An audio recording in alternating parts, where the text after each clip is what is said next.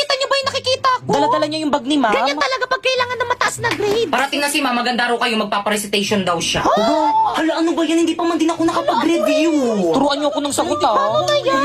Hindi ka Talaga. nakapag-review. O siya, sige, akong bahala. Eh, ba't siya nagbibilang? Di ba English yung subject ni ma'am? Okay, class, let's start our recitation. Ready? Pipay. Ma'am, nawawala po yung wallet ko.